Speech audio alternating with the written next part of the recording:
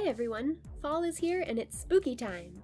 This video will show you how to make these very Tim Burton-esque Halloween stockings from my original pattern that you can buy at the link in the description. I made the first one of these in maybe 2007. It was for my cat, Riff Raff. She's no longer with us, but I've always wanted to share her stocking. So here we go! I'm going to make this one black with white stripes. You can use just about any medium weight woven fabric. I'm using a super basic polyester poplin.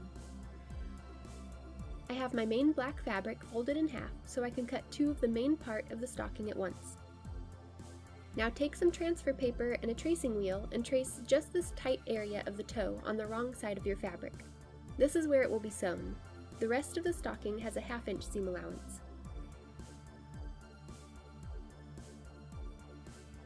Use the scraps from the main stocking to cut one of the stuffing blocker.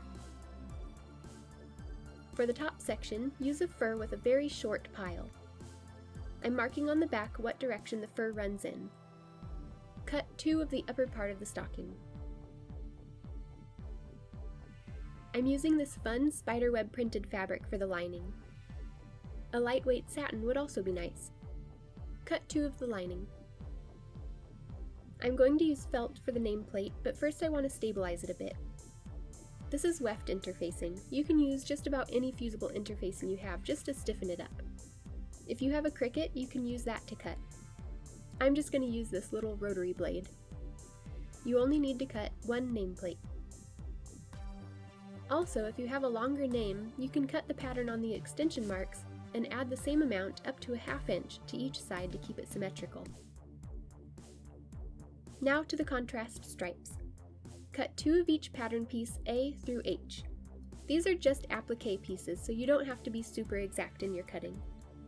Use a light to medium weight woven fabric and pay attention to the grain on these little guys.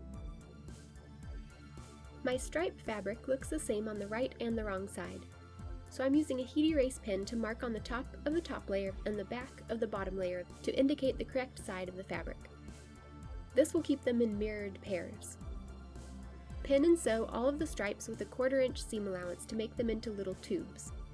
We won't be flipping them inside out, so if your fabric does have a right and wrong side, sew the seam on the right side of the fabric. See how they're all mirrored pairs? Now center the seam within the tube and press it flat. Do this for all of the stripes. I'm using an iron finger from Clover on some of the small pieces so I don't burn my real fingers. On the right side of your main stocking pieces, mark where the stripes should go. You don't have to mark the entire length, just the edges. Do this to both sides of the stocking. You can use transfer paper or fold along the lines and mark with chalk. Lay out the stripes using the marks as a guide. Try to be accurate so the stripe edge will line up when the front and back of the stocking are sewn together.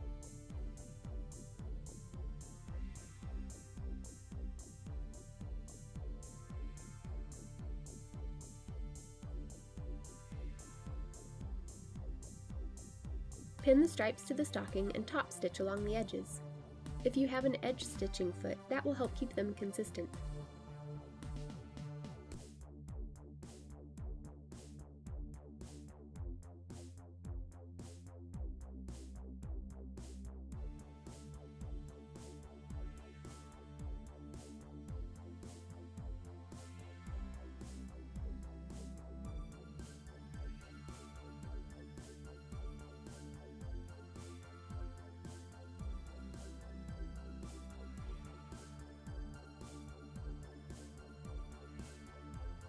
After the stripes are sewn on, I'm coming through with a decorative hand stitch on each stripe. It looks super cute, but be prepared to spend a few hours on it if you're going to do this step. Alternatively, you could just use a contrast thread to sew the stripes on, and it still gives it that little something extra. We have our cut piece of felt, so now let's get a name or initials on it. You have a ton of options for this. You can use fabric paint, hand embroidery, machine embroidery, iron-on letters, rhinestones, anything you can think of. I'm going to use a Cricut Maker and some heat press vinyl. The stocking is going to be for my husband Rallis, and I'm using a font called So Stain from dafont.com. Once the felt has a name, center it on the fur. Use the pattern folded in half to help with the placement. Pin it in place. I tested some scraps to get the best setting on my domestic machine for doing a tight zigzag stitch to look like an embroidered satin stitch. You can use any decorative stitch on your machine or hand sew the nameplate to the fur. Before this, I'm going to use a straight stitch in contrasting thread to hold it in place and to use as a guide when I start the satin stitch. Sew along the edge very slowly, only a stitch or two at a time around the curves. With the needle down, lift the presser foot often to release the fabric if it starts bunching up.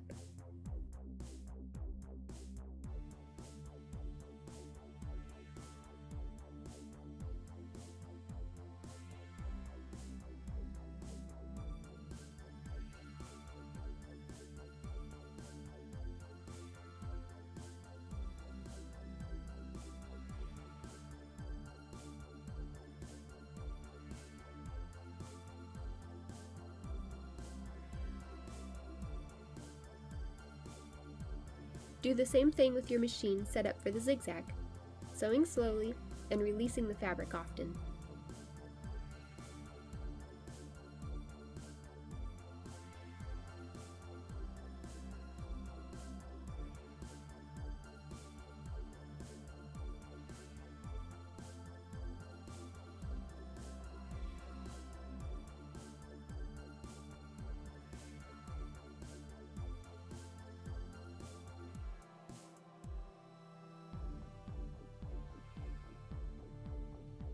Our main pieces are done.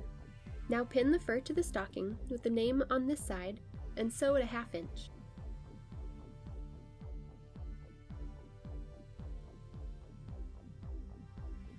Lightly press the seam allowance up.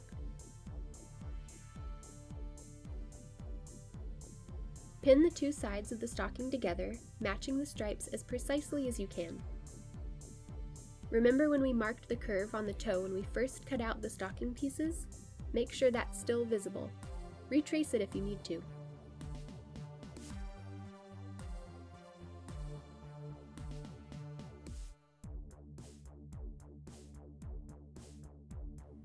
Sew the edge of the stocking at a 1/2 inch. Take your time and get close to the pins before you remove them to try to keep the stripes aligned.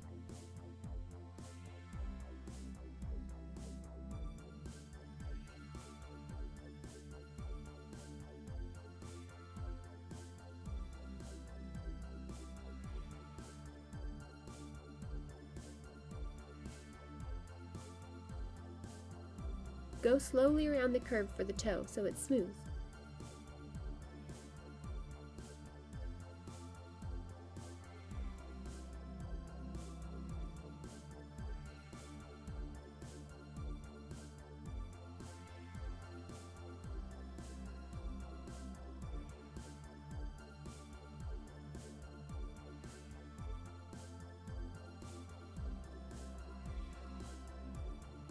Check that the stripes are lined up to your liking. If any of them shifted too much, now's the time to open the seam and fix the misalignment. Use small scissors to snip into the curved seams and trim away the seam allowance by the toe so it can turn right side out. The toe has to be snipped a lot because of the curve. Don't snip into your stitching!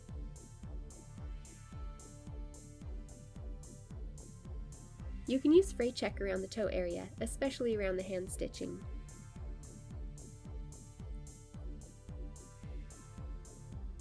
Turn the stocking right side out.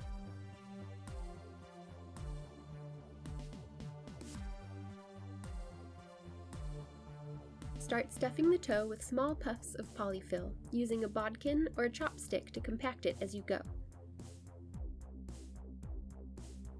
This is actually the metal bar from a skirt hanger, but it makes a nice bodkin.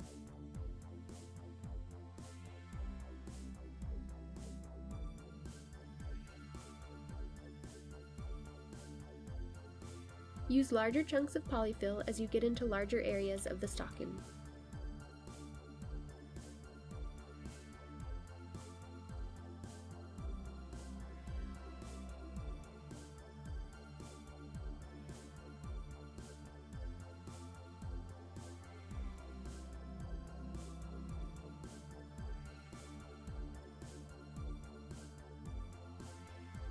Stop stuffing when the stuffing is about centered in the F stripe, at the base of the ankle.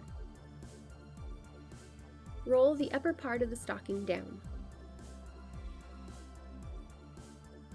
Pin the stuffing blocker over the stuffing with the edges folded under about a 1/2 inch and whip it into the stocking under the F stripe.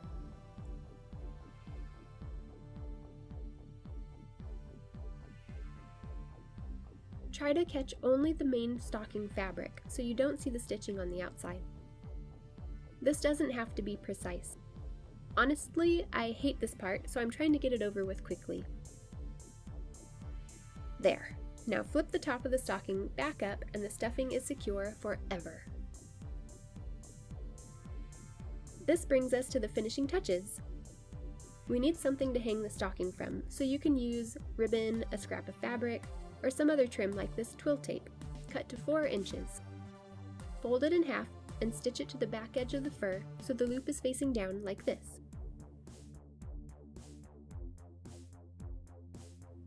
Now take your lining pieces and pin them together face to face. Sew a 1/2 inch seam and leave a 4 inch opening on one side.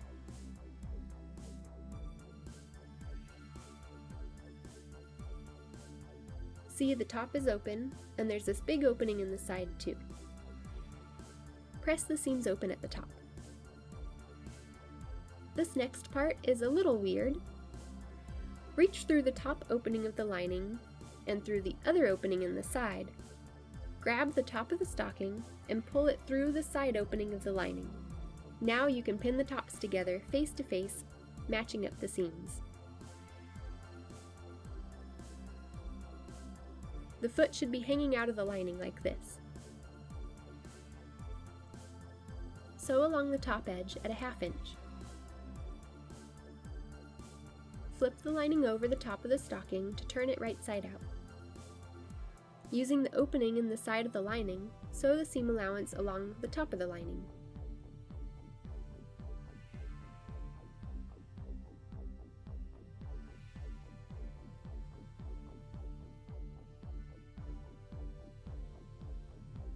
Sew the lining closed right along the edge of the opening and push it down into the stocking.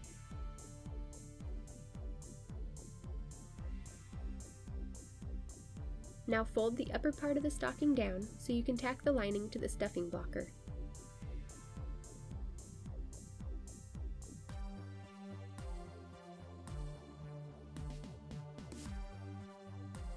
The last thing to do is sew on the bell.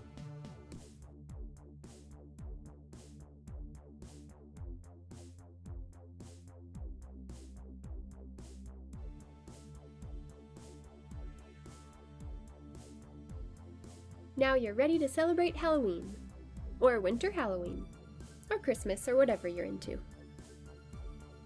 Thanks for watching!